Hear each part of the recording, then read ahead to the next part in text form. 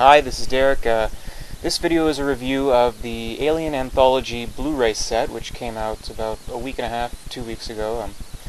Just wanted to share some thoughts on it. A little bit of backstory first. I'm a huge fan of the Alien movies. They're probably my favorite movie series of all time, and for as long as I've considered myself a movie fan or enthusiast or collector or whatever you want to call it, I've been collecting the Alien movies and kind of following their evolution on home video as home entertainment itself evolved. So I started out with the basic VHS releases, unremastered, pan and scan, kind of hilariously primitive by today's standards, and kind of amazing how for 20 years the only way you could see Alien was on the VHS version that they had, which if you get a chance to see it or you have seen it, you know it doesn't look that good. And so after that, I found out about the widescreen VHSs that Fox released, which were really cool. To see them in their theatrical presentation for the first time, and digitally remastered too, seeing what was cut off of the sides, on the pan and scan VHSs, that was really cool.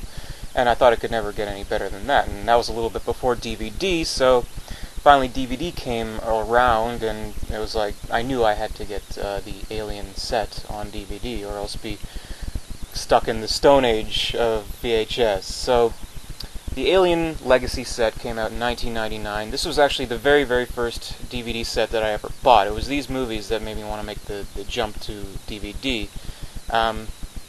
And so not only do you have the movies, all the movies in the series, all on widescreen, all digitally remastered, digital DVD presentations, they also had some special features too, especially on the first one. It had commentary by Ridley Scott, photo galleries, deleted scenes, and all sorts of nice little things that a fan could appreciate. And they all came with booklets too, which I appreciate. Not a lot of DVDs come with booklets anymore. So for the time, for a 1999 release, this was a very impressive set. But as DVD became the norm, it wasn't enough to just have the movies on DVD and have a couple of special features. They needed to be packed with special features, and so that's where the quadrilogy set came along. It came out in 2003. It was all the movies as before, but also the extended cuts of the movie, and not just crappy unrated cuts that you see, they have one or two new scenes and a little bit more violence or something like that. Really good extended cuts of all four movies, especially Alien 3, because a lot of people were really wondering what was deleted from the movie, and finally to get a chance to see it presented in a theatrical run, edited together with the already existing footage. It was really impressive, and all the special features are amazing, tons of documentaries, real comprehensive stuff, and you could just lose a lot of time getting lost in all the special features that this set had to offer. And as far as DVD sets go, this has to be one of the most impressive sets ever assembled, because just so much content here, and it's not just my bias as a fan. This really is an impressive set, and they did a lot more justice to the Alien movies than, say, the Star Wars movies, which didn't really have that much special features. But this was damn. But now it's 10 years after the first set came out in 1999. It's hard to believe that already DVD is kind of on its way out. It's all about Blu-ray now, so that brings us to the Alien Anthology Blu-ray set, which I picked up last week or so. I've been enjoying watching and kind of comparing it to the other sets. And I guess first things first I have to mention is the packaging. The packaging is great. When you compare it to, say, the 99 set, which is pretty basic, just a cardboard sleeve, and all the movies are in basic DVD packages. So nothing special there, but it's a huge improvement over the quadrilogy set, which, as good as a set as it was, the packaging is kind of impractical. It slides out like this, and you have the cool artwork and everything, but as you can see, it kind of folds out like this, and if you want to get a damn movie, you have to lay it down on a table or something, and even comes out really, really ridiculous when you think about it. So, as good as said as it was kind of just a little frustrating. So, the Anthology set, very basic, but very simple, but professional and practical, efficient, whatever you want to say. Folds out, comes out like this. It looks like a little book. So you open it up, and there's the title there, and a little introduction. All the movies come in a little sleeve like this, and you can slide out the disc like this, and then put it back in. And so, you know, just like a little book. Nice little artwork and stuff like that. Really good stuff. So, I think this is probably the best artwork that the series has ever gotten with a release like this. So, no problems there, no complaints there. Really great stuff. And so, as far as the movie's transfers go, the Blu-ray transfers, they all look incredible. They've never looked better, obviously, and pending some remarkable breakthrough in film restoration technology, they're never going to look as good as they do on Blu-ray.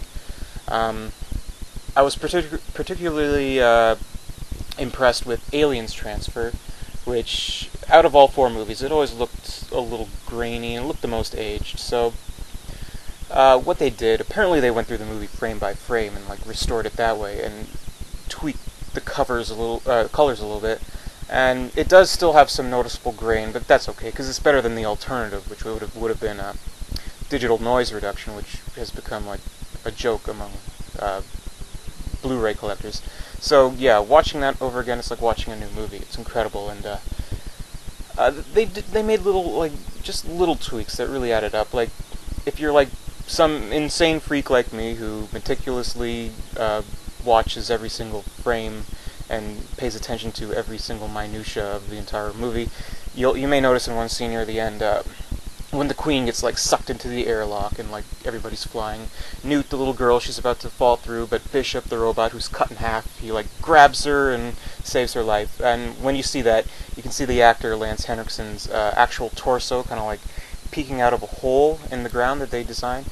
And like once I found out about that, I always saw it every time I watched the movie, and it always kind of bugged me, but they digitally edited that out, so that's no longer in the movie. So little things like that. And with Alien 3, they have the assembly cut, which when I first saw it, like I was interested in it, but like I kind of just viewed it as a enhanced special feature, sort of. Like I never really saw it as a definitive version of the film, because you know, there are scenes that were edited out, but they put back in a lot, and I felt like they put back in too much. Like there were a lot of things that I appreciated that they put back in, but like they made it too long, in my opinion. Just my opinion. So I never really saw why people say it's the definitive version, but that's just me. And also the audio was really bad in some points, because you can like hear steam in the background. Well, what they did, they redubbed the audio. I guess they got in the actors again to re-record their lines, so you know, they fixed that, which is great. So it feels a lot more like a professionally done thing instead of like just an enhanced deleted scenes reel. But unfortunately, some of the special effects are still crappy. Like when you see the alien scurry out of the aux in the assembly cut, it's still pretty bad CGI there. And when Ripley falls into the lead, it's still kind of a lousy effect. And I don't know, that always bugged me about the assembly cut. Like, I felt it took away from the impact of the movie not to see, like, you know, the alien come out of her and grab it. That was really good stuff, but I digress. Anyway, the special features, they're all great. A lot of them are recycled from the previous edition, of course, but plenty of new stuff. Like, they have the documentaries, but they also have something called enhancement pods, which is basically just, I guess, deleted scenes from the documentaries. So plenty of new interviews, like tons of them. There's probably like easily over an hour's worth of new interviews, or just unseen interviews. So lots of good stuff there. Like, just for example, like, if you ever wondered what the owner of the dog who they put in an alien suit for Alien 3 for that failed shot that they never ended up putting in the movie, if you ever wondered what that person's thoughts were, then you're in luck. So enjoy that.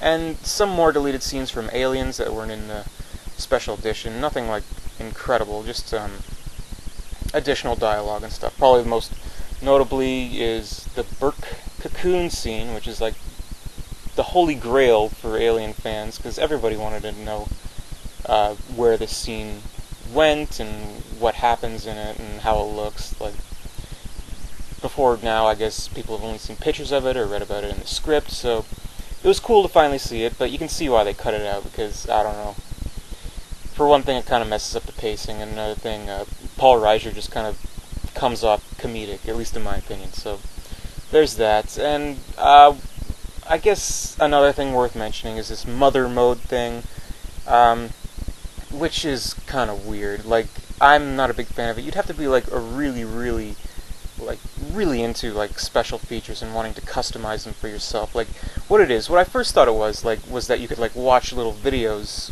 while playing the movie, but it's not actually that. What you do is, when you turn on mother mode, it like you can like change the audio to the special commentary or whatever, and it has a little factoid subtitles that come up and stuff like that. But for one thing, those are too small. You can hardly read them, even if you have a huge TV, so it's kind of a miss there. And like a video feature that will tell you during certain parts of the movie, it'll say, video, Tom Woodruff tries on the alien suit, or something like that. So you click that and you think it's going to show the video, but no, it adds it to a data tag list where you can like just save up all these data tags, and then you go into one of the special features discs, and then it goes to select data tags, and then you can watch the videos that you've saved, which, I don't know, that makes no sense to me. It's really stupid. Maybe some people like it, but I don't know. Like, if I want to find a special feature, I'll just watch it in the special features. Like, they have an index, which I thought was a nice touch. Like, you can look up names. If you go on the index and look up like David Fincher, it'll show you all the documentary interviews and stuff like that regarding David Fincher. And oh yeah, one thing that they added to this DVD set, the Blu-ray set that wasn't on the DVD set, was a clip in the Wreckage and Rage documentary on the making of Alien 3 that shows David Fincher grabbing a boom mic and saying, "I can't believe Fox is the #1 studio because it's run by a bunch of morons." So I thought that was cool to see, because, hey, I'm on board with you, David. I had a YouTube channel, and I put up reviews of the Alien movies, and Fox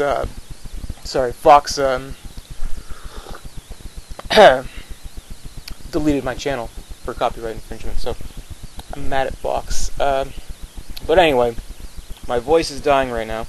I've been talking for about 8 hours about this set.